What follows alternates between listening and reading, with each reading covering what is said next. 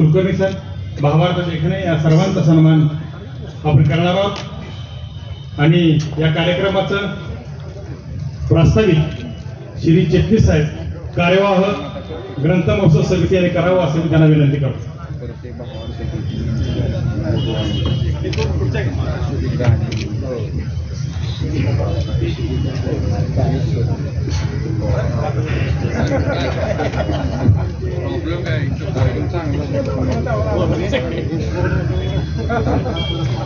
नव्याण्णव्या अखिल भारतीय मराठी साहित्य संमेलनाचे स्वागताध्यक्ष आणि विशेषतः 66व्या अखिल भारतीय मराठी साहित्य संमेलनामध्ये ज्यांचा विशेष सहभाग होता किंवा अगदी शिवेंद्रसिंहराजे भोसले यांना घरी आलेल्या शांता शेळकेशी त्यावेळेला गप्पा मारता आल्या, विद्याधर गोखलेंशी गप्पा मारता आल्या, त्याच्या वेगळ्या आठवणी सुद्धा त्यांनी लोकांच्या पर्यंत नेलेल्या आहेत आणि वेगवेगळ्या ठिकाणी आलेल्या आहेत। विशेषतः महाराष्ट्रामध्ये त्यावेळेला जे साहित्यिक आलेले होते ते त्यांना भेटतात आणि भाऊसाहेब महाराजांच्या आठवणी सांगतात। सुरेश द्वादशीवर पण त्यांना नागपूरला भेटलेले होते, त्यांच्याशी बोललेले होते। आणि यापूर्वीही नामदार श्रीमंत छत्रपती शिवेंद्रसिंहराजे भोसले यांनी ग्रंथ महोत्सवाला भेटी दिलेल्या आहेत आणि या ग्रंथ महोत्सवाला मोठा आधार द्यायचं काम त्यांच्या मार्फत, विनोद कुलकर्णींच्या मार्फत, अविनाश कदम यांच्या मार्फत आणि बाकींच्या मार्फत सुद्धा कायम होत असतं। आणि हा ग्रंथ महोत्सव इतके वर्ष जो सातत्याने चालू आहे त्याच्यामध्ये शिवेंद्रसिंहराजे भोसले, उदयनराजे भोसले यांचा मोठा सहभाग आहे आणि त्यांचा पाठिंबा असल्यामुळेच निर्विघ्नपणे हा ग्रंथ महोत्सव आणि साहित्य संमेलन चालू आहे। आज ते या ठिकाणी आलेले आहेत आणि त्यांचा आम्हाला सर्वांना अतिशय आनंद वाटतो। विशेषतः 99व्या अखिल भारतीय मराठी साहित्य संमेलनाच्या साठी सर्व स्टॉलधारकांना तुम्हाला आमंत्रण द्यायला सुद्धा ते आलेले आहेत। म्हणजे ते वेगवेगळ्या ठिकाणी सातारला या 66व्या अखिल भारतीय मराठी साहित्य संमेलनाच्या आठवणी लोक त्यांना सांगतात आणि ती सगळी मंडळी येणार आहेत। म्हणजे आज इंदोरवरून विनोद कुलकर्णी यांच्यासाठी संमेलनासाठी श्रीकांत तारे म्हणून आलेले आहेत, बडोद्यावरून येणार आहेत मंडळी, इंदोरवरून येणार आहेत। म्हणजे बृहन महाराष्ट्रातील सगळ्या ठिकाणाहून अखिल भारतीय मराठी साहित्य संमेलनासाठी सर्वजण येणार आहेत आणि ही अतिशय आनंदाची बाब आहे। मला आनंद असा वाटतो की आताच मगाशी परिसंवादामध्ये विनोद कुलकर्णी म्हणाले की इचलकरंजी सारख्या ठिकाणी सुद्धा 50 वर्ष साहित्य संमेलन पुन्हा मिळालं नाही। म्हणजे मला आठवतं पु ल देशपांडेंच्या वेळेला इचलकरंजीला संमेलन झालं होतं, पण त्याहीपेक्षा आणखीन एक उल्लेख काल झाला तो असा की महाराज साहेबांनी त्यावेळेला साहित्य संमेलनाचं ग्रंथ दालनाचं उद्घाटन जे केलं होतं ते विलासराव देशमुखांच्या हस्ते आणि पतंगराव कदम यांच्या हस्ते केलं होतं। परंतु विलासराव देशमुख त्यांनी त्यावेळेला इथलं जे बघितलं होतं ते म्हणजे मला पुढच्या वर्षी पाहिजे संमेलन, म्हणून ते हयात असेपर्यंत सुद्धा लातूरला मराठी साहित्य संमेलन होऊ शकलं नाही। आणि आज विनोद कुलकर्णी यांच्या 12 वर्षाच्या सातत्याने प्रयत्नामुळे आणि विशेषतः शिवेंद्रसिंहराजे भोसले त्यांच्या पाठीशी खंबीरपणे असल्यामुळं 12 वर्ष खटाखट करून 99वं अखिल भारतीय साहित्य संमेलन सातारला मिळालेलं आहे। तर सगळ्या छायाचित्रांना स्वागत करावं आणि अभयसिंहराजे भोसले यांच्याबद्दल त्या संमेलनामध्ये जे वातावरण निर्माण झालं होतं, म्हणजे त्याला अशोक जैन, प्रकाश आकोळकर ही मोठी नाव आहेत पत्रकारितेमधली देशामधली, किंवा नरेंद्र दाभोळकर, साहित्यिक मंडळी, सगळ्यांना असं वाटत होतं की अभयसिंहराजे भोसले हे महाराष्ट्राचे मुख्यमंत्री झाले पाहिजे। आणि आज महाराज साहेबांची सुद्धा वाटचाल मंत्रिमंडळात अतिशय चांगल्या पद्धतीतून चालू आहे।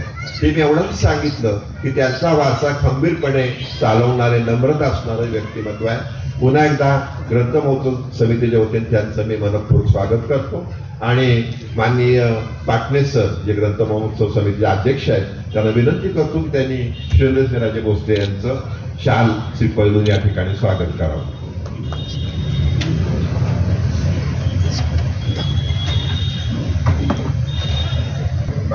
सगळे बाबा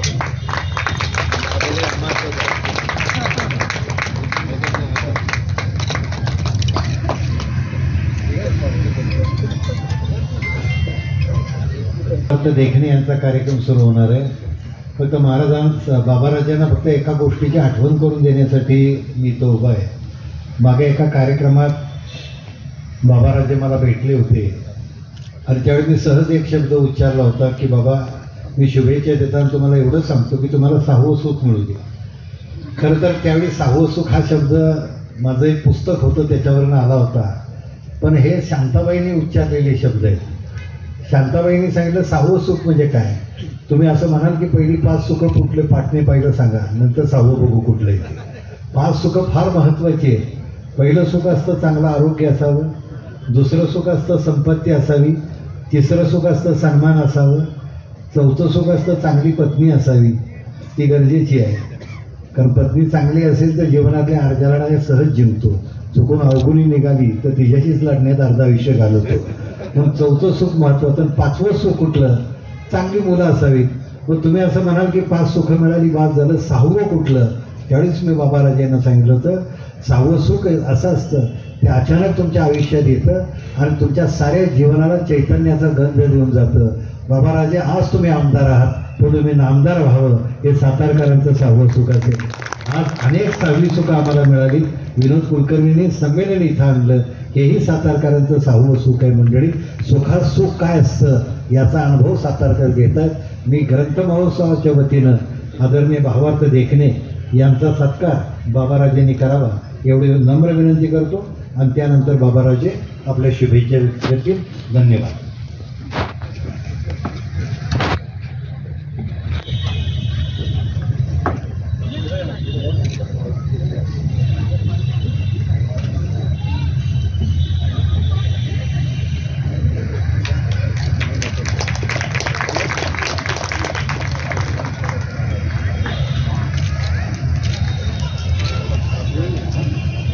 आदरणीय शिवकृपाचे राजेंद्र पवार यांचाही सत्कार बाबाराजेंनी करावा ही नम्र विनंती.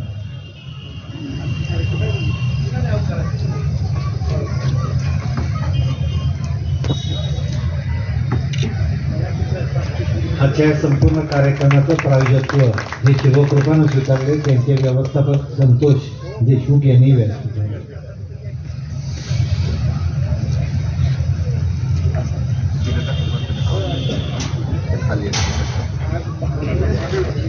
सुनीता कदम. ग्रंथ महोत्सव समितीचे कोणी मेंबर असतील तर बरं या. भुजबळ साहेब या, काका या की वर. काका या.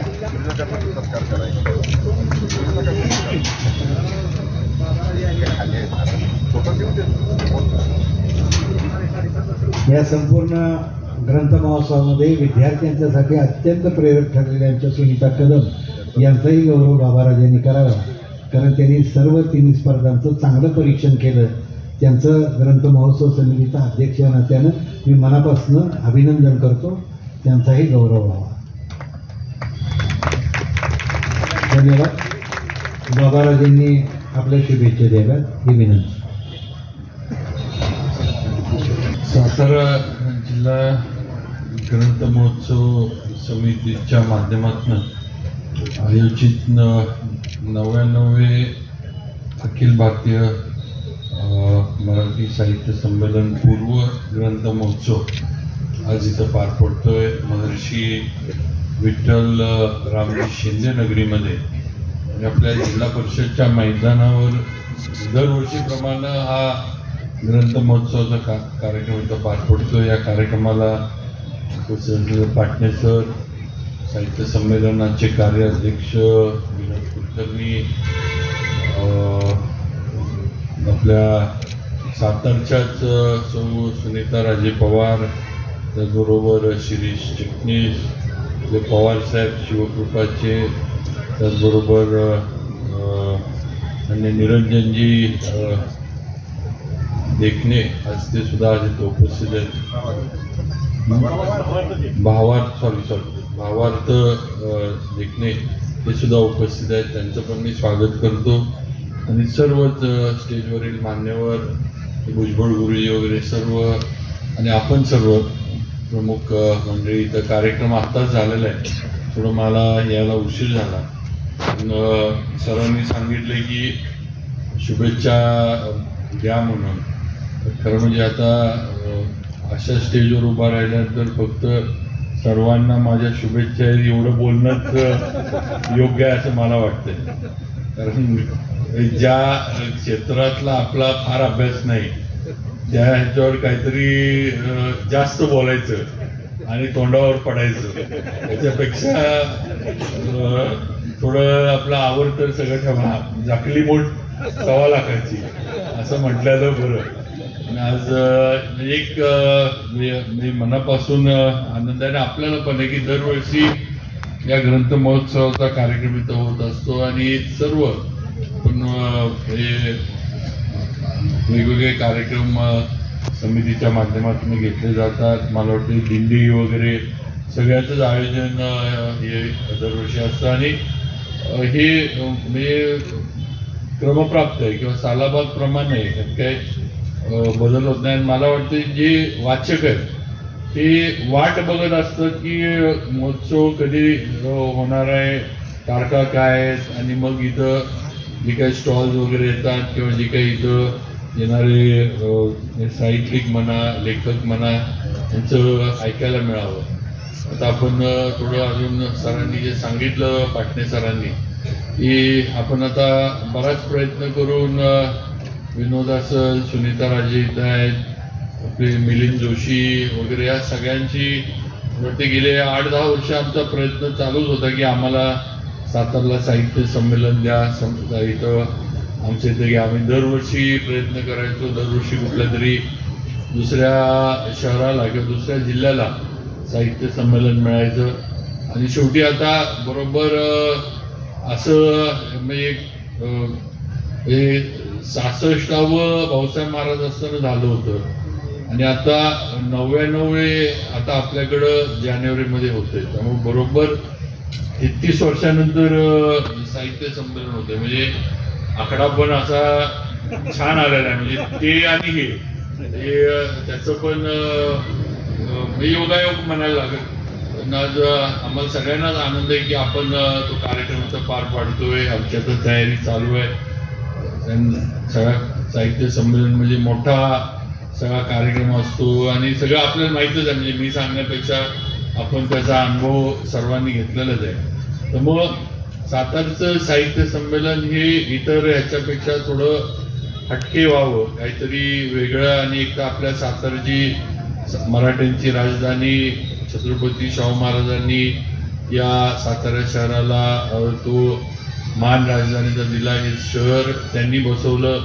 त्यामुळे एक या शहराची ओळख, या शहराची एक छाप त्या साहित्य संमेलनावर पुढचे जे काय मला वाटते 10, 15, 20 वर्ष असेल त्यात आपली चर्चा सातारची साहित्य संमेलनाची होत राहिली पाहिजे.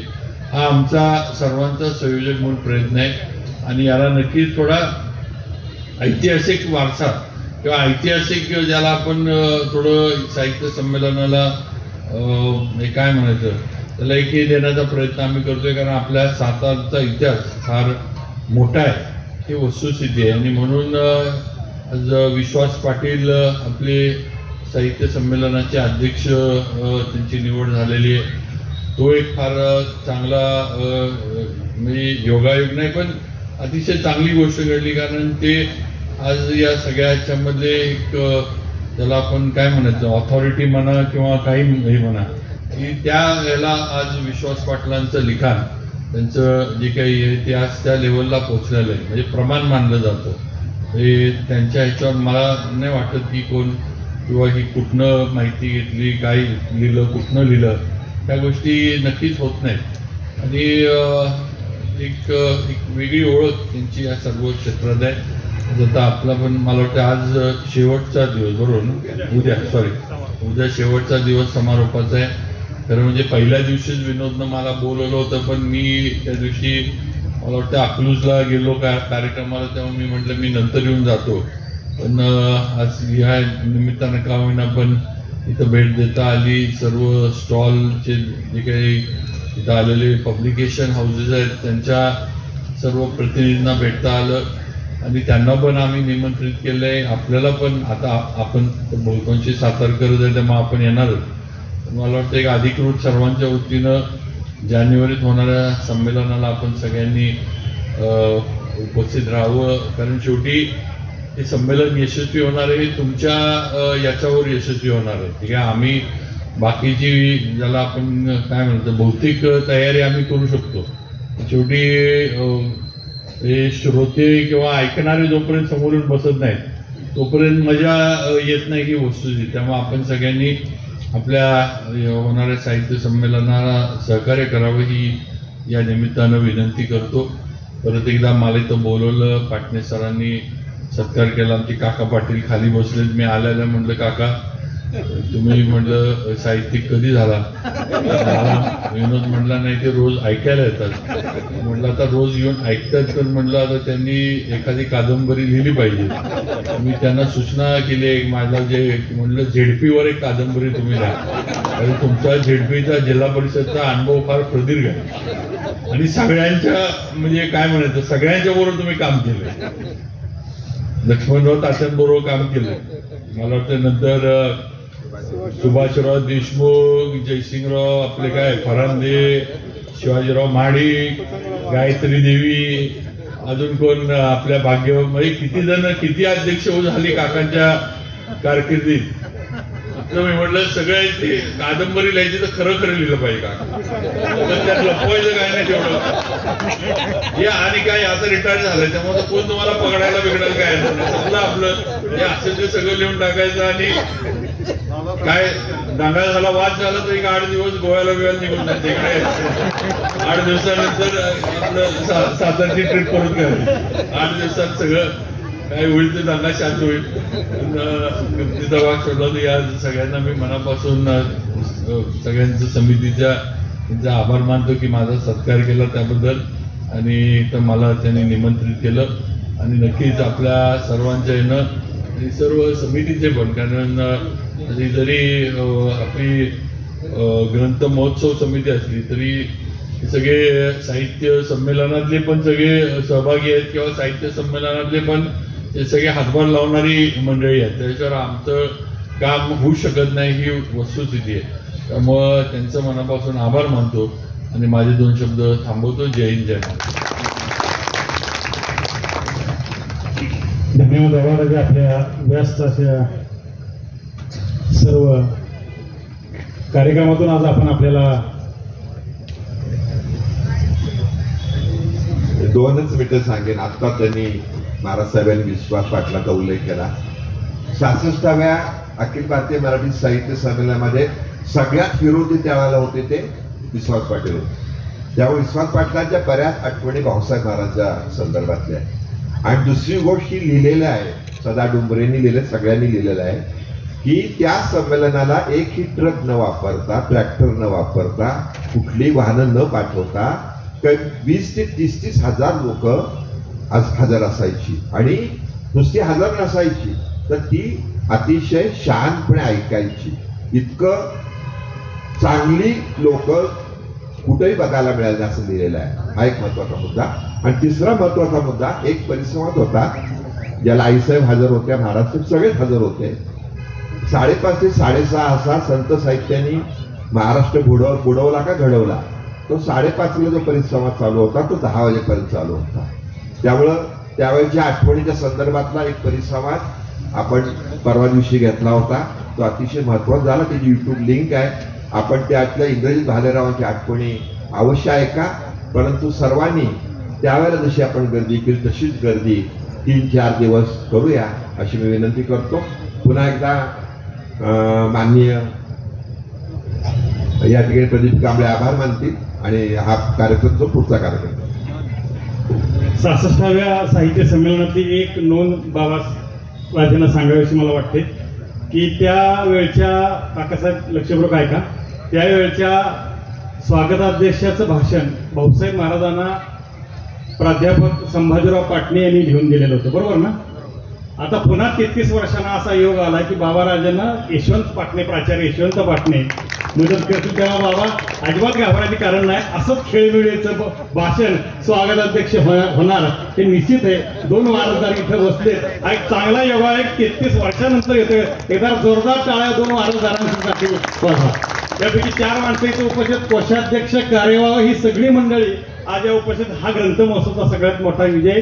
भाऊसाहेब महाराज दिवस जेवलेले नसायचे कारण त्यांनी स्वतः, बरोबर ना चित्ती साहेब, सगळेजण स्वतःचा डबा बरोबर घेऊन संभाजीराव पाटलांसकट, चिटणीस साहेबांसकट, सगळी भाऊसाहेब महाराजांसकट ही माणसं स्वतःचा डबा घेऊन येऊन त्या साहित्य संमेलनामध्ये खायचे आणि म्हणून ते साहित्य संमेलन ते युनिक साहित्य संमेलन म्हणून जगभर गाजलं गेलं. म्हणून यावेळच्या ह्या होणाऱ्या 99व्या साहित्य संमेलनासाठी तुम्हा सर्वांना बाबांनी निमंत्रण दिलंय. इथं विनोद कुलकर्णी साहेब इथं उपस्थित आहेत. मी सर्वांच्या वतीनं मी पुन्हा एकदा त्या संमेलनासाठी आपल्या सर्वांनी मदत आणि सहकार्य करावं अशी विनंती करतो. या ठिकाणी बाबा उपस्थित आपण राहिलात, आपला हा सगळा व्यस्त आणि आपलं मंत्रीपद यातून आपण वेळ काढलात त्याबद्दल ग्रंथमहोत्सव समितीच्या वतीनं आपलं मी मनपूर्वक ऋण व्यक्त करतो. या कार्यक्रमाचे आजच्या भावार्थ आज उपस्थित आहेत रामचंद्र देखण्यांचा वारसदार म्हणून ज्याच्याकडे पाहिलं जातं तो वारसदार आज आपल्या समोर लोकवाणी गाणार आहे. या कार्यक्रमाचे प्रायोजक असणारे आणि 25 वर्षे आमच्या सोबत असणारे शिवक्रो पतपेढी ही महाराष्ट्रामध्ये अग्रगण्य असणारी पतपेढी, त्या पतसंस्थेचे गोरख चव्हाण आणि वंजारी साहेब यांच्या वतीनं आज राजेंद्र पवार साहेब या ठिकाणी उपस्थित आहेत. एक जिल्हा परिषदेचा शिक्षक नव्हे तर ऍथलेटिक्स मध्ये आपलं काम नावलौकिक मिळवणारे पवार साहेब या ठिकाणी उपस्थित, त्यांचे मी ऋण व्यक्त करतो. विनोदजी या ठिकाणी उपस्थित, सर्वांचे ऋण व्यक्त करून बाबा आपण उपस्थित इथं राहिलात त्याबद्दल पुढचा कार्यक्रम आपण सुरू करूया. बाबांचे पुन्हा एकदा ऋण सातारा जिल्हा ग्रंथ महोत्सव समितीच्या वतीने मानून हा छोटासा सत्काराचा कार्यक्रम संपला असं मी जाहीर करतो.